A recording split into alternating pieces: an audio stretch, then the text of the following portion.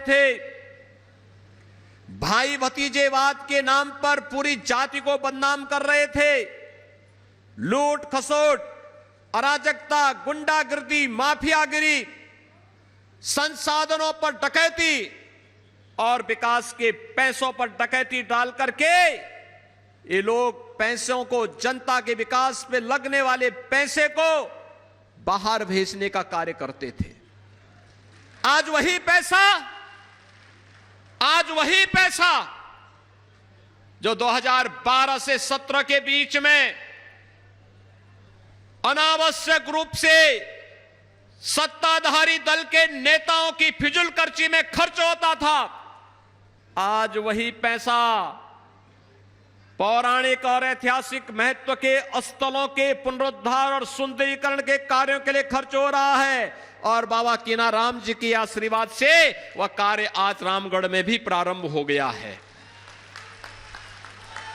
भाइयों बहनों, हम लोगों ने जब यहां मेडिकल कॉलेज का शिलान्यास किया था, तब भी मैंने कहा था पूछा जाना चाहिए समाजवादी पार्टी को 4 बार उन्हें प्रदेश के अंदर सत्ता में रहने का अवसर प्राप्त हुआ। ये राम भक्तों पर गोलियां चला सकते हैं, लेकिन राम जन्मभूमि पर आतंकी हमला करने वाले आतंकवादियों की पैरवी करके बेशर्मिक से उनके खिलाफ दायर मुकदमों को वापस लेने का काम इसी समाजवादी पार्टी की सरकार में किया था।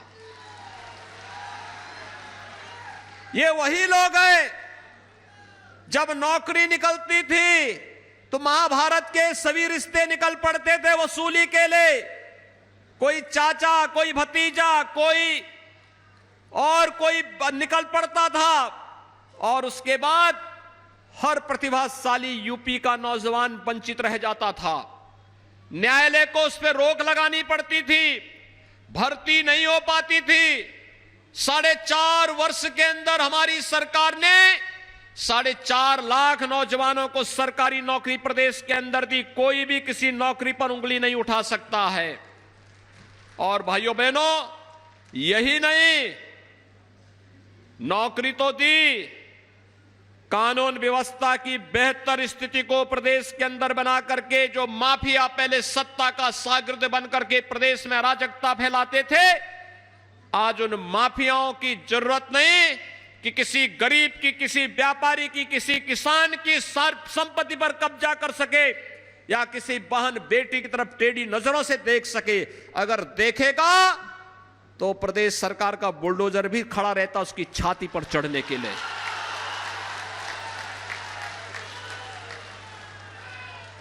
क्योंकि प्रदेश को तो इन्होंने पहले चरागाह बना दिया था। आज प्रदेश विकास की नई बुलंदियों को छू रहा है, एक नई ऊंचाइयों के साथ उत्तर प्रदेश आगे बढ़ रहा है। मेडिकल कॉलेज का निर्माण का हो, 1947 से लेकर 2017 तक प्रदेश में केवल 12 गवर्नमेंट मेडिकल कॉलेज बन पाए थे। और भाइयों बहनों, 2017 से अब तक हम 33 गवर्नमेंट मेडिकल कॉलेज बना रहे हैं, 33 मेडिकल कॉलेज बना रहे हैं। आज जहां इंटर कॉलेज चाहिए वहां इंटर कॉलेज, जहां डिग्री कॉलेज चाहिए डिग्री कॉलेज, जहां आईटीआई चाहिए वहां आईटीआई, जहां पॉलिटेक्निक चाहिए वहां पॉलिटेक्निक, जहां हॉस्पिटल चाहिए वहां हॉस्पिटल, जहां सड़क चाहिए वहां सड़क, जहां पुल चाहिए वहां पुल।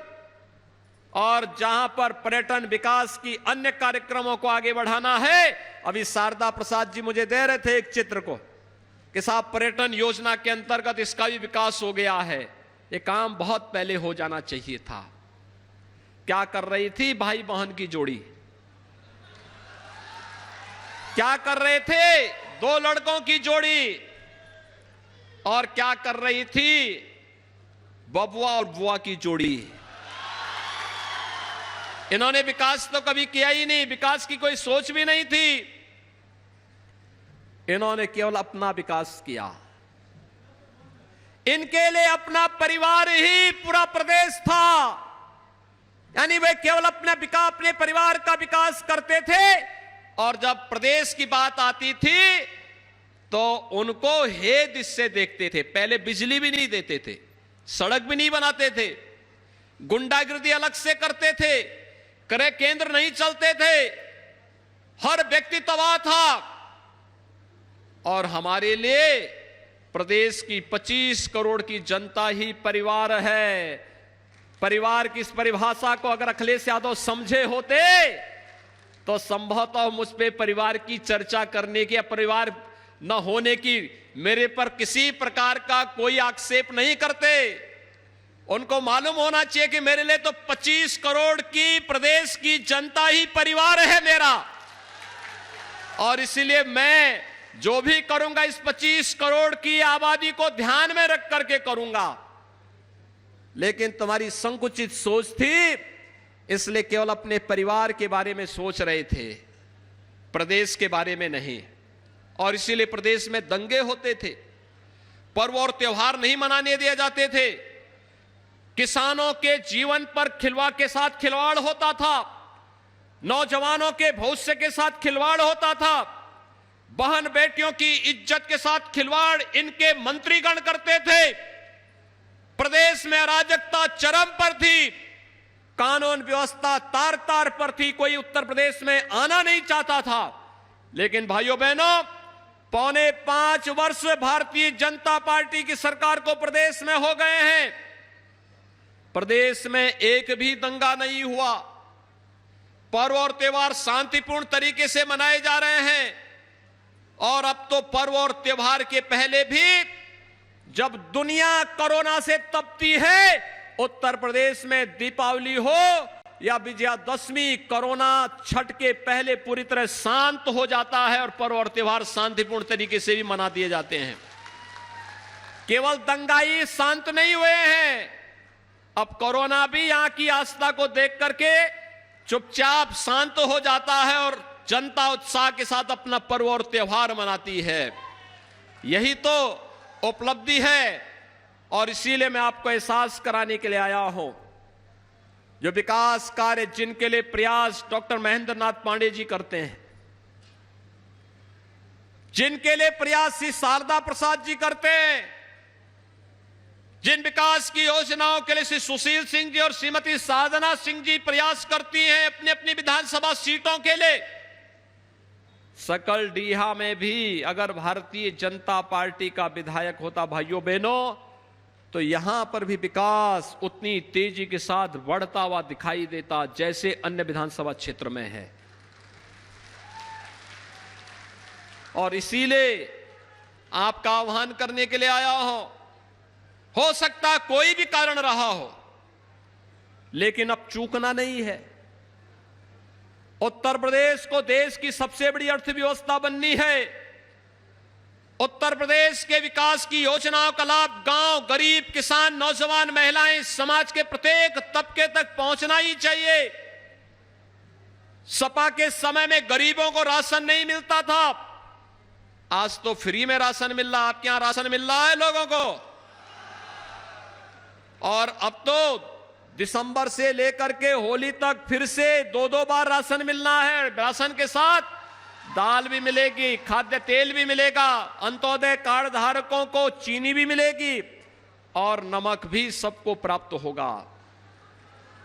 मोदी जी ने जीवन को भी बचाया है और जीविका को भी बचाने के लिए जो अभियान चलाया है, फ्री टेस्ट, फ्री में उपचार, फ्री में राशन और फ्री में वैक्सीन, सबको वैक्सीन। कितने लोगों ने वैक्सीन लगाया है?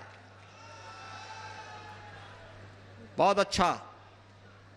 और मेरा आप सबसे अनुरोध होगा, जो लोग बच गए वैक्सीन अभी तक नहीं लिए हैं, जो लोग अब तक वैक्सीन नहीं ले पाए हैं, उन लोगों को भी वैक्सीन लेने के लिए, दोनों वैक्सीन लेने के लिए हमें तैयार करना होगा। ये वैक्सीन प्रभावी है, कोरोना से बचाएगी। एक नया वेरिएंट आया है, उससे बचाव करने के लिए उत्तम उपाय है बचाव। और बचाव के लिए जीवन रक्षक के रूप में मोदी जी ने वैक्सीन फ्री में दी है, सबको दी है। इस सपा, बसपा और कांग्रेस की तरह नहीं हो रहा कि चेहरा देख करके देंगे। हमने कहा नहीं, जो प्रदेश का है, देश का है, सबको वैक्सीन, फ्री में वैक्सीन। और इसीलिए प्रदेश की तरफ से हमने कहा कि धन्यवाद मोदी जी, आपने हमारी जनता को बचा दिया है, इसलिए हम आपका आभार व्यक्त करते हैं। भाइयों बहनों, ये वैक्सीन सबको फ्री में है, तो फ्री में वैक्सीन का लाभ सबको लेना चाहिए। हर व्यक्ति इसका लाभ ले और इसका लाभ लेकर के कोरोना जैसी महामारी से बचाव के लिए उत्तम उपाय हम सबको करने होंगे। आज के इस अवसर पर मैं एक बार फिर से विकास की ढेर सारी योजनाओं को, आपने देखा होगा कल्याणकारी योजनाओं का लाभ, एक केवल अन्न ही नहीं दिया जा रहा है, गरीबों के लिए आवास दिए जा रहे हैं, हर गरीब के घर में शौचालय बनाए गए, हर गरीब को बिजली के फ्री कनेक्शन दिए गए, रसोई गैस के फ्री में कनेक्शन दिए गए, आयुष्मान भारत का 5 लाख रुपए का हर वर्ष उन्हें गोल्डन कार्ड उपलब्ध कराया जा रहा है।